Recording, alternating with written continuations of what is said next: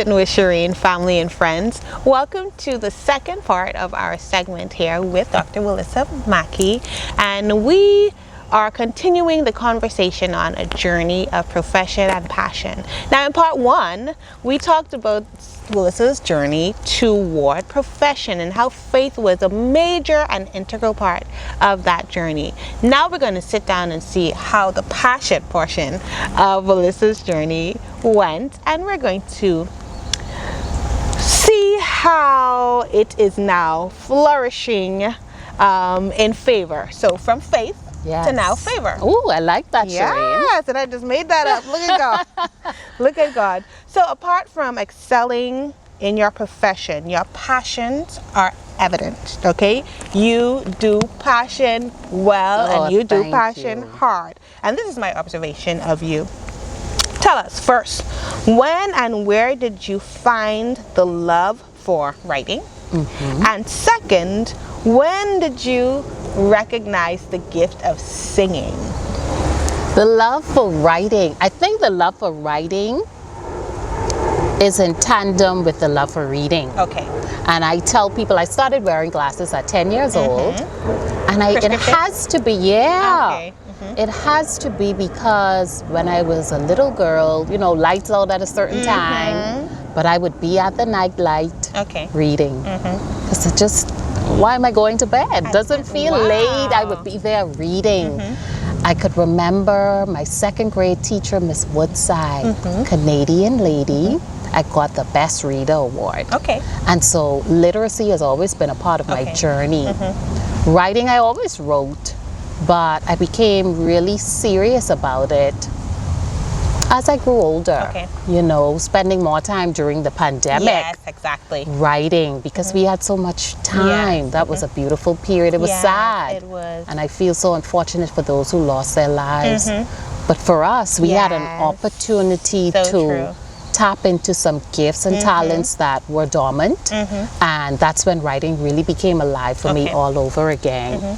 The singing part of things, was it singing that you asked? You said writing and singing. My grandfather, my maternal grandfather, well, both my grandfathers were bishops, but my maternal grandfather, he was the senior pastor of a church in 8 Mile Rock, Grand Bahama. And as long as you were living and breathing, you had to do something in that church. 100%. Taking minutes, collecting offerings. Girl, what you know about taking minutes? 100% convention time that ran from Sunday to Sunday. You had to take the minutes. I beat the drums at one point. No, Willissa. Absolutely. So did I. Yes. Church girls. Oh my gosh. Go ahead. You had to do something, and they told whatever you're hard to find to do. Yes, and only what you do for Christ will last, right? So I discovered singing as a young girl. My father is still a musician, and I come from a family of musically oriented people.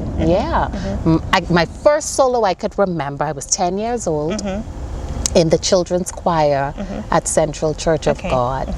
That was my first solo assignment, and it just developed from there. Did you find out that you had the love for it, or was it a part of that, as long as you're in the church, whatever you can do, you should do?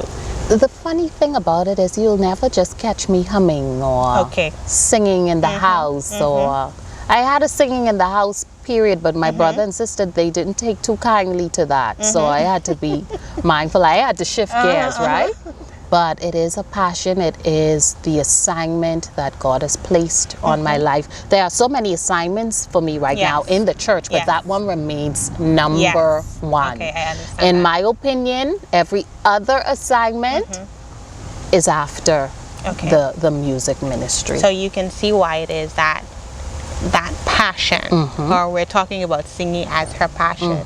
And Willissa's ministry is one that she and I did in the church. You heard her refer to the Church of God. She and I ministered together in singing, and that of course further developed the relationship that we had coming from Freeport, and then now you're at Nassau. We get the opportunity to minister together. And at some point while talking to you, while we were ministering as praise and worship leaders and a part of the same praise and worship team, we had the discussion at a particular shopping plaza in the parking lot for the best conversations happen in the parking lot. It's true. That's why people be like meeting in the parking lot. Yeah. Right? Okay. So we had this conversation, and she and I, we talked. I can't tell you how long we talked, but she shared with me an encounter that she had. At that time, you were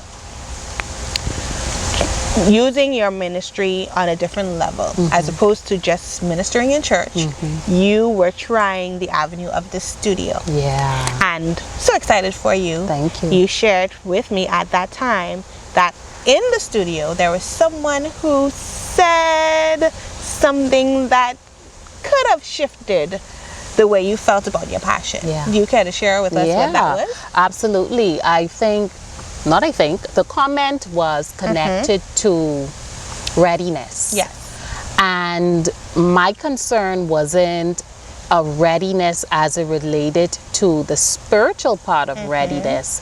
It was almost a performative part of readiness. Okay, gotcha. And we grew up very similarly. We're not accustomed to performative parts of singing for Jesus, really. Like, how'd that go? How does that work? We wondered. And honestly, at that time, I didn't pursue it. I put it down. And thank God, I revisited it within recent years, of course, releasing my first single last year, February, Cleanse Me. But it was a long gap in between when I recorded that first song, which I still haven't released, to the journey to Cleanse Me, But there is a level of authenticity that I feel we as singers, carriers of God glory, we should always carry performance. Really, I know. I'm not here to entertain you.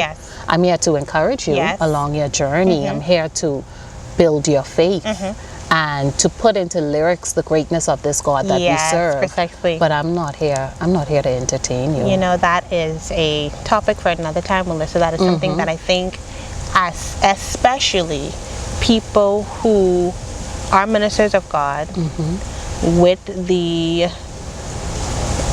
knowledge or with the heart to just express God's faithfulness through lyrics.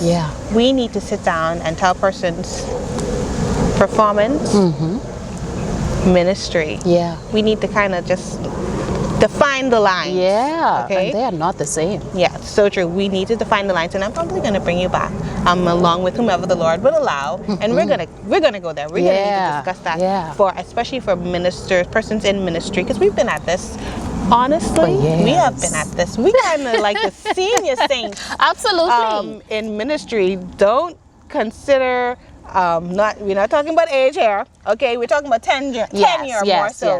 We're talking about experience. Experience. I like that. Yes, exactly. We're talking about experience, but there's a lot that we can share from our lives as to how to define the lines between performance and ministry. Absolutely. Okay, but we're going to get back to Willissa's passion, because you spoke about, or you mentioned your journey to Cleanse Me. The time between, I think that might have been a 5-year span or so. Tell us, Cleanse Me is a beautiful song. Thank you. It is a song of, how do I say it? When I sit in the presence of a holy God and I realize who I am, how worthy am I to sit in the presence of such purity, such holiness, such truth. This song says, God, make me like you. Tell us the journey towards Cleanse Me, please. Cleanse Me, Cleanse Me was birthed from a period of devotion. They teach you to adore God. That the Acts model: adore, confess, thank, supplication, and always starting out by looking at and asking God, what are my shortcomings? What is it that's in my heart, in my mind that needs to be cleansed to be more like you? Where are my blind spots? Show me the error in my ways. Yes. And that day, whichever day that was, I wish I knew the exact date. I left home with a little tone in my mind, and by the end of the day, I was able to hum to my brother what I was hearing for him to create a demo for me. Wow. Beautiful. And just as smoothly as the melody came, so did the words. Wow. And I knew I was onto something because, you know, siblings, they tell you the truth. We need them. Thank God for a listen to me. Yes. My brother was like, I think you're onto something. I really think you're onto something.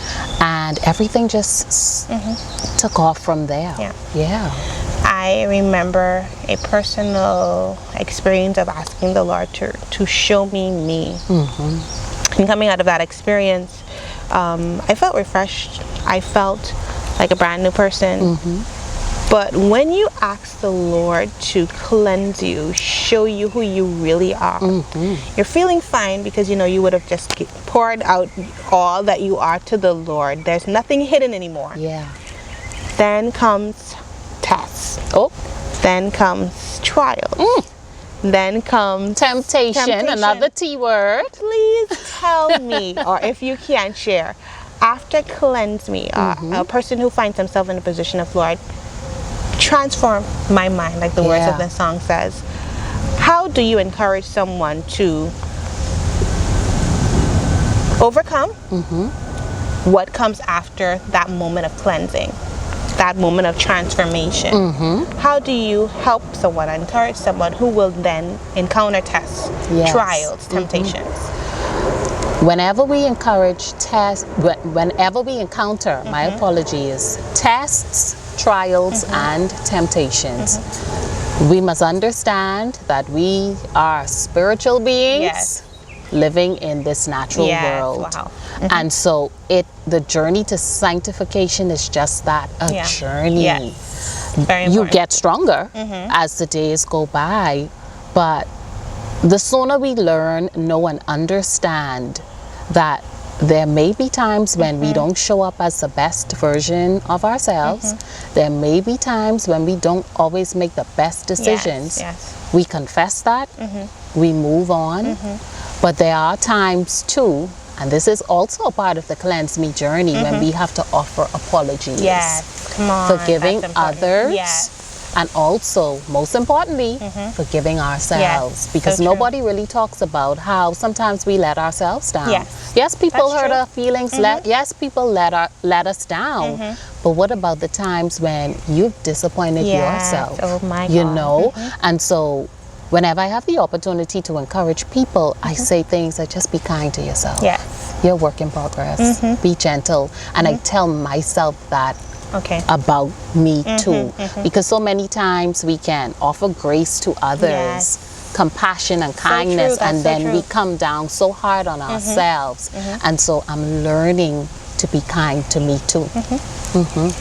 Now that Cleanse Me is out there, and we talked about the fact that your faith is now turning into favor, share with us how it feels to now sit in the accomplishment of having continued with your passion, 5 years later, having a single come out, and then now the accomplishments of being awarded or nominated. Nominated, maybe be prophetic, but nominated for a few awards for your song Cleanse Me. How do you feel about celebrating this accomplishment now? Can I be honest? Please. The celebration for me started the moment I was able to hear the finally produced product. Wow, I get it, yes. And simply, Cleanse Me was birthed from obedience. Wow, I love You that. wrote the song. Yes. Now what are you going to do with it? Yes, And I follows just through. felt the weight of Okay. putting myself Yes. out front. I didn't want to do that. Yes. I'm comfortable right in the back where I could, support whomever is out front. Yes, I And understand. God just told me, you have to put it out there. Yes. There's someone who needs to hear it. And so when I heard the finally produced product, that's when celebration came, because I knew that I was a good steward of the assignment that God had given me. Yes. But to see others recognize the gift, it's very humbling. I feel so honored Yes. every time someone says something, but always cognizant to give the glory to Yes. God. Yes. But it's a beautiful feeling. I see it as a fruit of obedience. And really and truly, Rain, at the end of the day, that's the aim. Yes. What does God want me to do? So true. You know, obedience is better than sacrifice. We hear it all Yes, the time, but it's the truth. Yeah. I believe that now more than ever, and this is my personal belief, one of the things that the Lord is doing with his people is testing their level of obedience. Yeah. He has long time provided what we need. When he tells us, do this. Yeah. This is the next step. Can I trust you with this? When we commit ourselves to following fully through, then we see the fruit, as you mentioned, this being a fruit of obedience. That's where faith comes in. Yeah. Okay, faith, obedience, and then gaining the favor, or having the favor of God. Now Willissa sits here having accomplished so much professionally, and then accomplishing what she does in her passions, or accomplishing at her passions. God is even opening the doors for you on other levels, in addition to your writing and singing. I shared with her, you see the grace with which she sits in here today. The other day I saw that you're venturing into something a little different. Yes. You want to share with us what that certainly. I was able to start a business called Everessence. Yes. And Everessence, unfading beauty and ending grace. That's the motto. I love it. And I think all of us as women, we carry a unique beauty. I really believe beauty starts internally and exudes on the outside. And I just wanted to put myself in a space where I can acknowledge the beauty in you and recommend some products, some earrings, some belts that may help to enhance what you have going on. So yeah, Everessence, I'm excited about it. And yeah. Well, that's it. Thank you so much, Willissa, for once again sitting with us and sharing with us your life and experience. And it has been such a blessing, not only talking to you, but watching, because I didn't have to talk to you directly to see what God is doing in your life. And there are so many women my age, younger, or even older, who are looking for persons whose lives exemplify what they sing about, what they speak about, and in consistency. There is one more question that I want to ask you as we wrap up, and that is, how important is it for us to consistently pursue our passion and the God-given gifts that he has given us? How important is it? Just encourage our listeners and those who are watching. It is so important for us to consistently pursue our passion. I read something recently that changed the fiber of my being, changed the way that I do things. It said, it's not that you don't know what you need to do. It's that you don't have the discipline to do it. That word. Listen to me. And so if we're going to consistently pursue passion, then there is a discipline that must come with it. Doing the things that we know we have to do, not necessarily the things that we want to do. So having short-term sacrifices, making short-term sacrifices for long-term gain. When you think about the fact that God consistently wakes us up each day, come on, consistently clothes us in our right mind and all of the good things we say and experience, daily loading us with benefits, there is an onus, it is incumbent upon us to take the work of his kingdom just as seriously. And just as on your job, you have someone that you are to report to or be accountable to Yes. within the kingdom.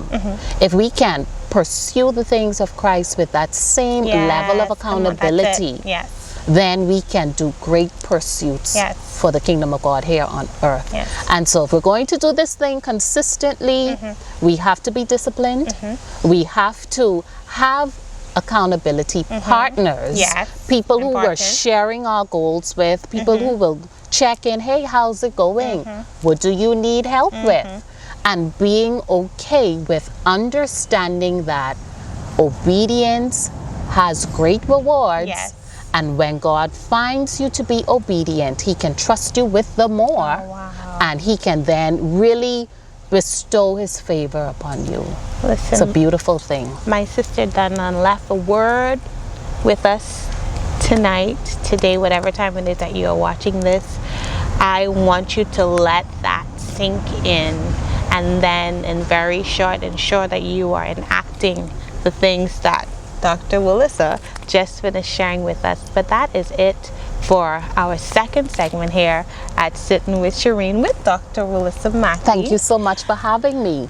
And we were talking on the top, yes, the journey of profession and passion. Yeah. We would like for you to join us, as always, with Sitting with Shireen every second and fourth Tuesday of the month on YouTube. And of course, whenever you're ready, we have motivational segments on Facebook each Monday. So join in, tune in, subscribe, follow, like, and share everything that we have here at Sitting with Shireen. And we're looking forward to see you again next time on the seat and on the set of Sitting with Shireen. Thank you for joining us.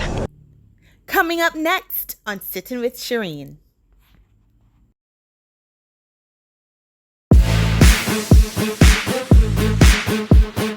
The more I build my spirit, Yeah. the more aware Yes. I am of the things that grieves him, Yeah. right? So I don't need someone to tell me, your attitude is funky right now. Oh, trust me, he checked me on that. Thank you.